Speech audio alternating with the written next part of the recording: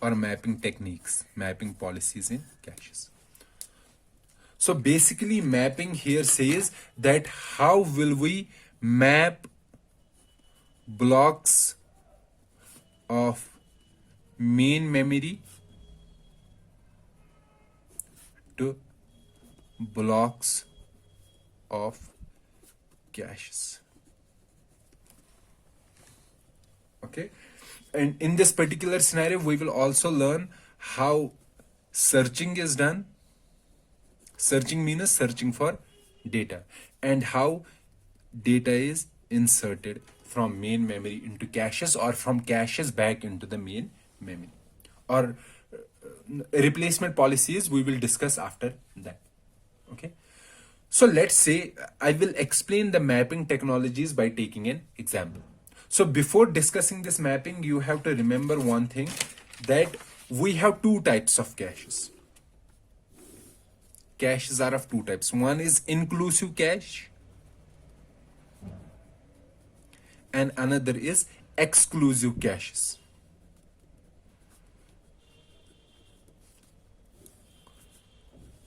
We know that caches, we have hierarchy of caches. Top level cache, the next cache, next cache. For example, first will be L1 cache, next L2 cache, L3 cache, and then last, let's say it is main memory. Inclusive says that whatever is in higher cache or higher level, that data will also be in lower level. So for example, if I am saying I have data in L1 cache, that means that data will also be there in L2 cache and also in lower level caches or lower level hierarchy. So that means if I am getting some data from the main memory, so first it will come from main memory to L3 cache, then from L3 to L1, then from L2 to L1. L3 to L2 and from L2 to L1. So the copy of that particular block will be present in all the lower levels. Okay, or I can say if I have a data in L2, okay, that data will be in L3 and also in main memory. Will that data be present in L1? Okay, that is not a necessary. That is not necessary here. Why that is not necessary? Because if I have placed some data into the L2 cache, it is not necessary that data will be present in the higher level cache as well. Okay, but inclusive cache says that if we have data in some cache, then that data will be present in lower levels as well. And exclusive cache says if some data is in higher level, then it is not necessary that that particular data will be present in lower levels as well. But we won't be discussing exclusive caches in this particular course, because exclusive caches are not most commonly used. Okay, they are not used in our modern processors. Our modern processors are only using inclusive caches because they are associated with higher complexities in terms of addressing and mapping these kinds of blocks. Okay, so we won't be discussing our exclusive cache here. All the caches that we will discuss here will be inclusive cache. Inclusive cache means if data is present in one particular cache, that data will be present in lower levels as well. Okay, now let's discuss the mapping in caches. And as I said, I will discuss the mapping by taking an example. Let's say we have a processor with cache. Let's say L1 cache, a processor with cache of size 64 KB. Fine. And 64 KB, and let's say my main memory is 4 GB. If my main memory is 4 GB, then what will be the address of every byte? Can you answer this? What will be the address of every byte if my main memory is 4 GB? 4 GB means we have 2 raised power 32 bytes. Okay. So addressing 2 raised power 32 bytes, we will require how many bits? 32 bits. So that means address should be of 32 bits. The address that is coming from the main memory, that should be of 32 bits. And this address 32 bits will be for 1 byte. Okay. Fine. So I am saying main memory size is 4 GB, cache is of 64 KB. Okay. Block sizes, let's say 64 bytes. Cache block is also called cache line. And we have discussed already that whenever we are getting data from the main memory, we won't get a 1 byte.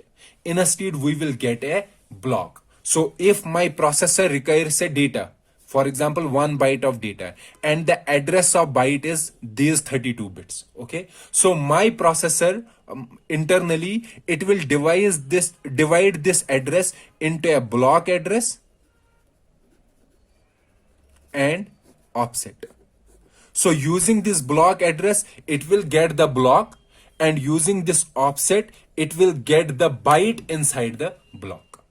Okay. So block size is 64 bytes. Okay. Now let's see number of blocks in cache. Number of blocks in cache, that will be equal to 64 KB divided by 64. Okay. 64 bytes. And this will be equal to 2 raised power 10. And number of blocks in main memory, that will be equal to 4 GB. 4 GB will be 2 raised power 32 bytes divided by 64 bytes.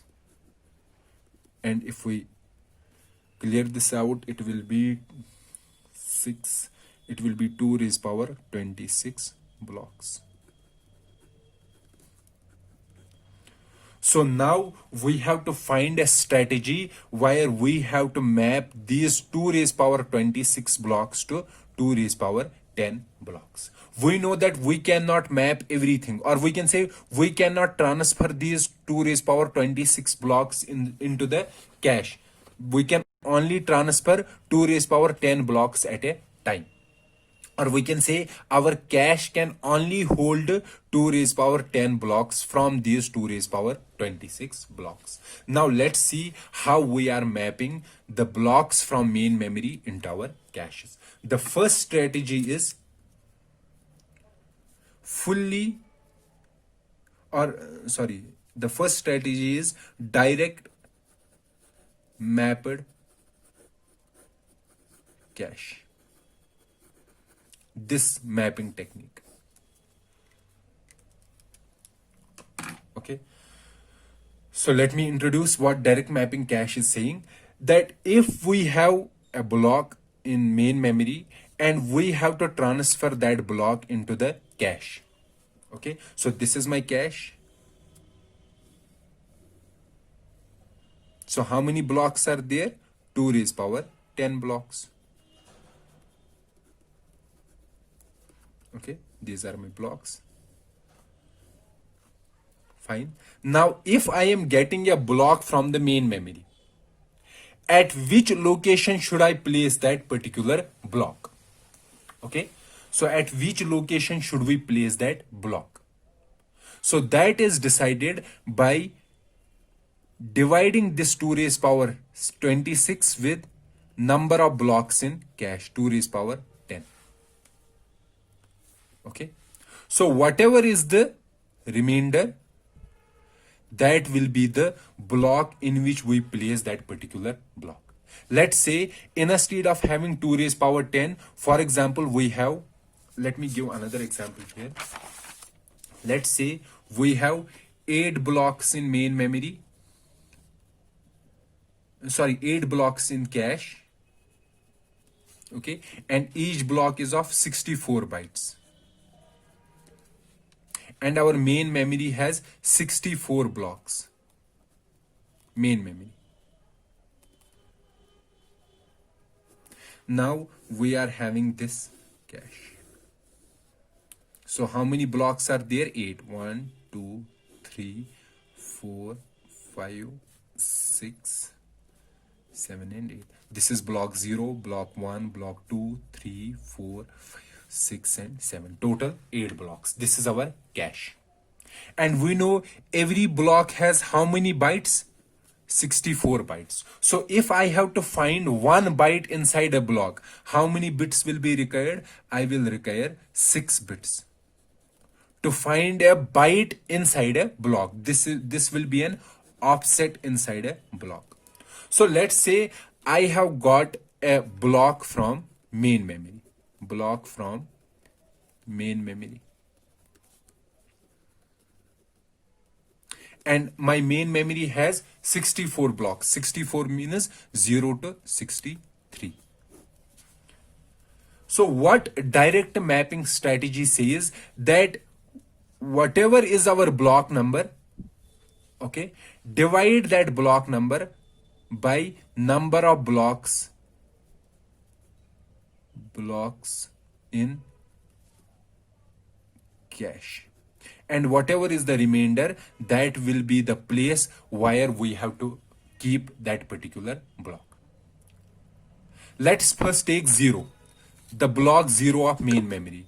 0 divided by 0 mod of blocks in cache. What are the blocks in cache? 8 is equal to 0.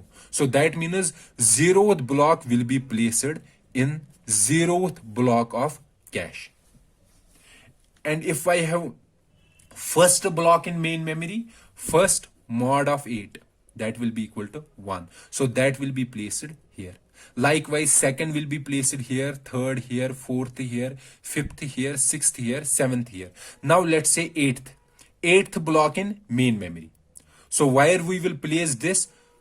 Mod of 8, that will be equal to 0. So 8 will be placed at 0th. But we know that 0 is also placed at 0. So let's say I have got this block from main memory. So when I got this block from main memory, where will I place that block? I will place at block 0. Okay. Now at 0 block in cache, we have 0 block of main memory. Now let's say we want block 8. So this 8 will always be mapped to this particular block. So we have to place this block here at 0, but this 0 already has some other block. So we have to replace this block and place 8 here. Even if there are vacant positions here, direct mapping says that we can only map this block to this location. So how direct mapping is working? Direct mapping is doing whenever we are getting a block, this is block, okay, we mod it with the number of blocks in the cache, and whatever is the result, that will be the resting place for this block. So let me repeat it here, what I am saying in direct mapping cache. So we have, this is our cache with these blocks. With how many blocks? 8 blocks, 0, 1 and 7. Okay. Now before discussing this, let's say we have an 8-bit data, 8-bit or any entry, 8-bit number. Okay. Now for example, if I want to do a mod with, let's suppose 8. Okay. What will be the result? So that result can be easily find out by using the last 3 bits. If the last 3 bits are 0, 0, 0, then result will be 0. If the last bits are 0, 0, 1, then result will be 1. If it is 0, 1, 0, then result will be 2. However, if this is mod of 16, then we have to check 4 bits. And these 4 bits can easily determine the final remainder. Okay, so this technique will be used in the addressing scheme of direct mapping. So let me go back here. So I am saying that this is my data array, or we can say this is a cache. Now what we are saying that we have address from processor. This is some address. Okay, so first we are dividing this address. We know this address has blocks, block address and an offset. Okay, now from this block address we have to find whether this block will be present in here, in where, in my direct mapping cache.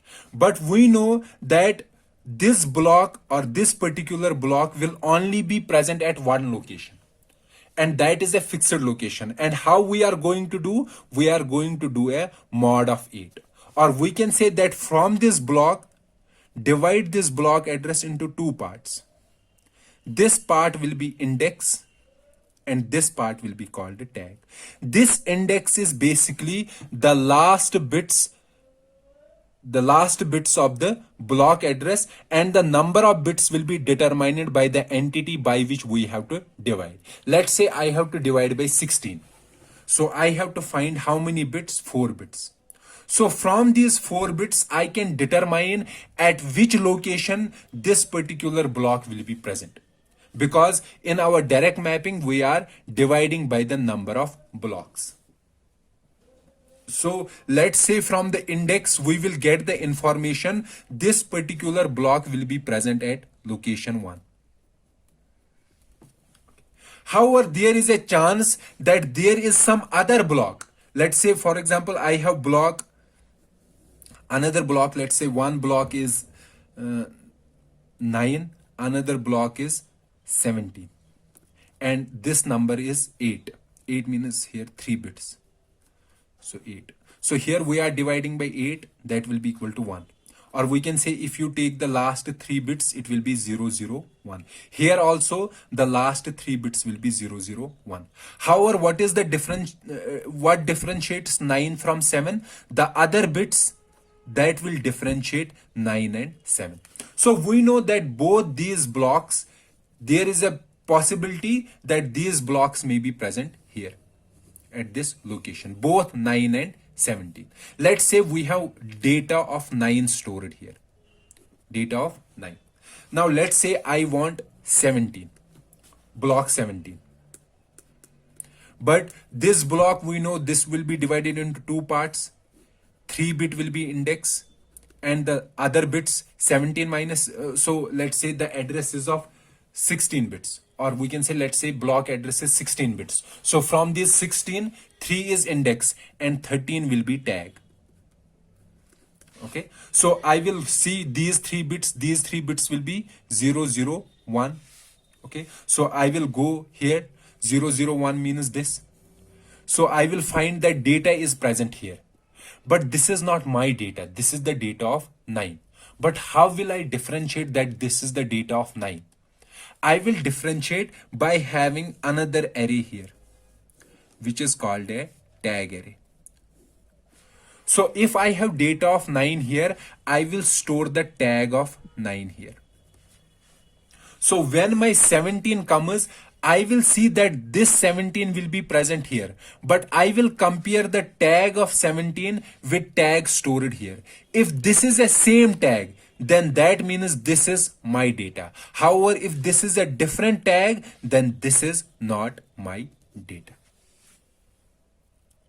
Okay, so what I am saying that in direct mapping cache, our address is divided into 3 parts.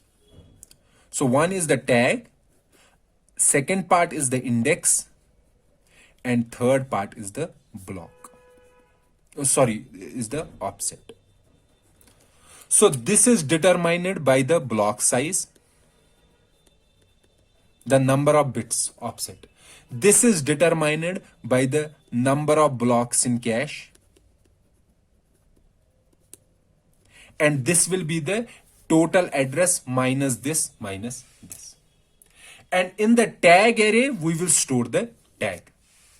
And using an index, we will find out the location at which my memory block will be present. And using the offset, we will find out the byte inside a block. Okay, so in direct mapping, so what I am saying, so we have a tag, we have index, and we have offset. So offset is address of byte inside a block. Index is block of cache where my block will be present, and tag says whether it is my data or data of some other block. Okay, fine. So, and as I said that our cache will have two arrays. One will be a tag array and another will be a data array. Now, if we can see that what is the advantage of direct mapping? Direct mapping. The advantage of direct mapping is that searching is easy. Searching is easy. So how we are doing the searching? So let's say I have to search some address X. So I will first divide this X into three parts: tag, index, and offset. So using the index, I will find the block of cache in which that particular address or that particular block will be present. Okay, after finding the cache entry, I will compare my tag with the tag stored at that cache entry in the tag array. If they match, that means my data is present there. If they don't match, that means my data is not present there. Okay, searching is very easy, but space is inefficiently utilized. What does that mean? For example, I have a cache. This is my cache. And this is, let's say, block 0. Let's say it contains data. And all other blocks are free. Now, let's say I have to get block 16 from the main memory. Where can I place this 16? I know this 16 can be placed at this location, not at some other location, even if some locations are free. So that means I have to remove this data, some other data, and place the data 16 here. I cannot place this data at some other location. Because why I cannot place this data? Because it is saying, direct mapping is saying that mod with 8 and mod with 8 will be 0. So I have to store it here. So data space is inefficiently utilized. So this is the disadvantage of direct mapping cache. And let me reiterate it, summarize it. Whenever you have to find the cache block for a memory block, you have to find the index, and from that index, you can easily find out the block. And index will depend upon the number of blocks in cache. So if number of blocks in cache, then index will be 3 bits. So after the offset, 3 bits will be index. If the number of blocks is 16, it will be 4 bits. If it is 32, it will be 5 bits. Fine. And these are its advantages and disadvantages. Okay. Now the second strategy, second technique is called associative mapping. Second mapping technique is associative mapping.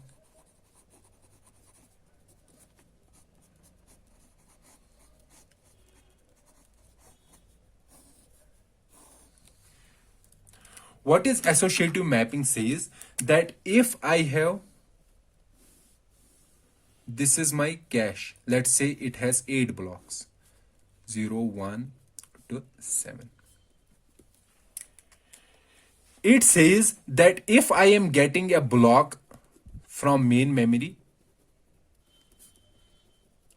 I can place that block in any of the available free location. For example, I will search from the start. If this is free, I will place the block here. If this is free, I will place the block here. So whichever location is free, I will place the block there. Okay, and it have an associated tag array. So this will be a tag. And we know tag will be storing the block address. Okay, so I am getting a block. Let's say I got a block 64 from main memory, or let's say I got a block 48. Okay, I will take this block. Let's say my this location, third location is free. So location 3 is free. I will place the data here, data of 48, and tag will be stored here. Fine. So in the previous scenario, direct mapping cache, what we were doing, that if we have to store 48, we were doing 48 mod of 8, that will be equal to 0. So this will be stored at 0 and tag will be stored here. But in this scenario, the associative mapping, or this is also called fully associative mapping. Fully associative mapping. This is saying that you can take a block and place any wire in the free location, whichever block is free. Place the block there. Fine. And the tag will be stored in this particular manner. Okay. So that means whenever I have to search, let's say my processor wants some data in block 52. Okay, in the previous scenario, in the previous case, when we were having direct mapping, how we were searching, we were finding 52 mod of 8. Okay, 52 mod of 8 will be 4. So we will directly go to location 4. Okay, and we will compare this 52 with the tag. If it is matching, then we will find the data in the data array. However, if it is not matching, then that means we have to go to the main memory. In this particular case, we know that the strategy for placing the data is whatever is free. So whichever block is free. So that means this 52 may be present in any of the block. So in that particular scenario, I have to search all the entries of the tag, and whichever matches, that means I have the data in the data array. However, if it doesn't match with any of the entry in tag array, then I have to go to the main memory. So we can say in fully associative, space is efficiently utilized.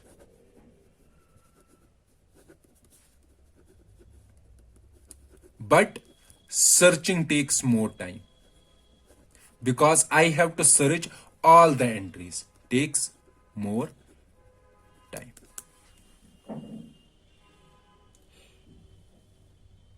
Here also, address is divided into two parts. One will be the tag part and another will be the offset part. So we have discussed two schemes here. One was direct mapping and another is fully associative. In direct mapping, address was divided into three parts: tag, index, and offset. And in fully associative, address is divided into two parts. One is tag and another is offset. Okay, so here we have the advantage of having less searching time but less space efficient. And this has the advantage of space efficient but disadvantage is high searching time. So let's do one thing. Let's combine these two together in such a manner such that we can have this advantage here, advantage of direct mapping, and fully associative's space efficient advantage. So that particular scheme is the final and the third scheme, which is set associative mapping. So this set associative mapping is a hybrid of direct mapping and fully associative mapping. So let's see what it is doing. this set associative mapping, it combines the direct mapping and fully associative mapping together. Let's see how. So it divides cache into sets. Okay, for example, our direct mapping was dividing block into cache into blocks. However, it divides cache into sets, and each set will have x number of blocks. Now, if I have to map any block to the set, okay, or any block from the main memory to the cache, I have to first see to which set this block belongs. Let's say I have a block address. The first job is to find to which set it belongs. For example, I am saying that this is my set and this set has 4 blocks. 4 blocks. The first job is to find to which set it belongs. When we find out the set to which it belongs, then we can place this block in any of these available 4 blocks. Okay, but the first job is to find to which set it belongs. So what in the set associative map we are doing? We are dividing the cache into sets. Okay, like in direct mapping. Direct mapping, we were dividing cache into blocks. Then in the direct mapping, what we were doing, whenever I have to map a block from a main memory to a cache, I was first finding out to which block in cache this block in main memory belongs. However, in set associative, we are doing the same, but we are looking at to which set in the cache this block belongs. Okay, and that is done. For example, in our direct mapping, when we were finding the to which block it will belong, we were dividing block address with number of blocks in cache. And this way we were finding out to which block the block of main memory will belong to the block of cache. However, here we are saying to which block this particular block of main memory will belong to a set in the cache. So for that scenario, we have to divide block address not with the number of blocks but with the number of sets in cache. Let's say the number of sets in cache is 8. So how we are doing this mod? We are finding the 3 bits in the block address. So like we used to do in the direct mapping. So these 3 bits will give us the output. So if these 3 bits are 0, 0, 1, that means this block will belong to set 1.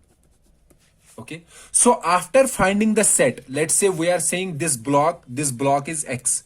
This block will belong to set 1, and in set 1 we know how many blocks are there. There are 4 blocks. So in these 4, to which one should we place this block? Should we place it in the first, second, third, or fourth? Okay, basically what we are doing, we are finding out which one is available from these 4. So it may be present here, here, here, or here. Okay, like we used to do in fully associative cache. So what we were doing in fully associative, whatever was available, we were placing the block in that particular block. So here you can see that in set associative, the first thing, mapping of block to set is done according to direct mapping technique. However, placing the block inside the set, that is done with the help of fully associative cache. In the fully associative cache, we have to search the entire cache. However, in the set associative mapping, instead of searching the entire cache, we will first find the block to which set it belongs, and after finding the set we have to search only the entries in this particular set, and we know a set has small number of entries, so it will take us less time.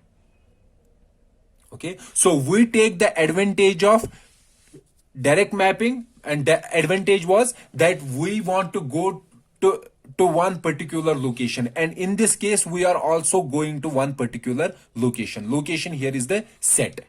And then the advantage of direct mapping, the advantage of fully associative was to space should be efficiently utilized. So here we have 4 locations, we can efficiently utilize these 4 locations. Yes, it is not as space efficient as fully associative, but better than the direct mapping cache. Fine. So what we are doing in set associative map, so whenever we have an address, that is address X, we are dividing this address into 3 parts. One part is the offset we already know. The second part is the set, to which set it belongs, and the third part is the tag.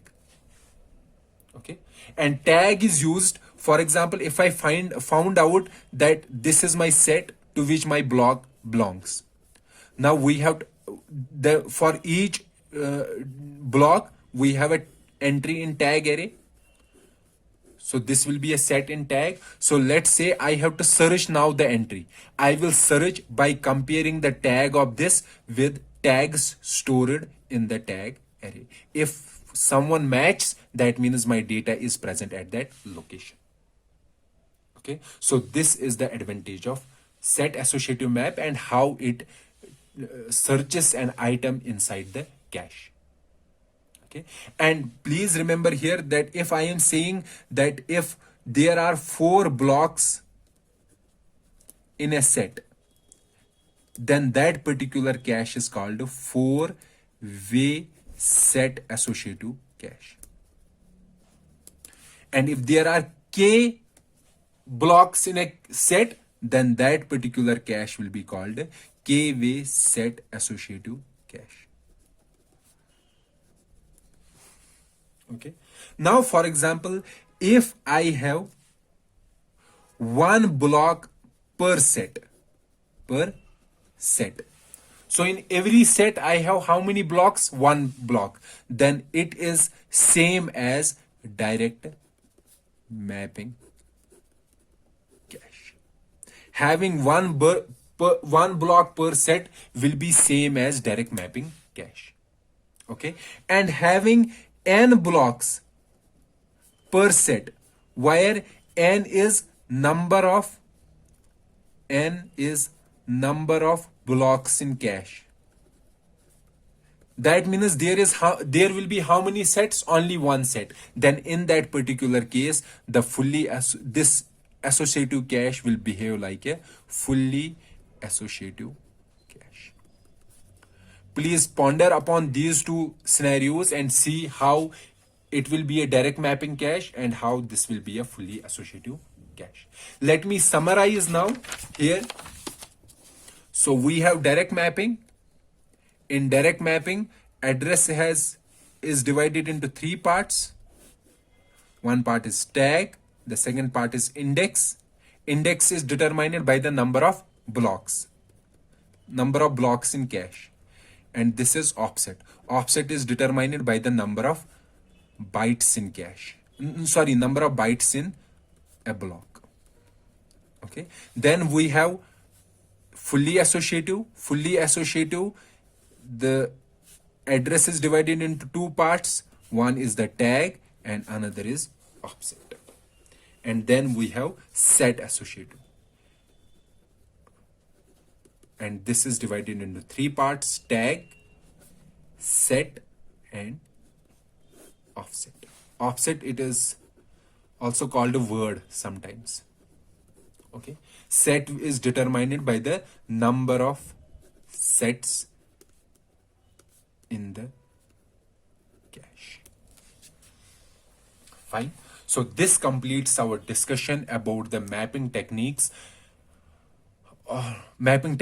in mapping the blocks of main memory to the blocks of cache.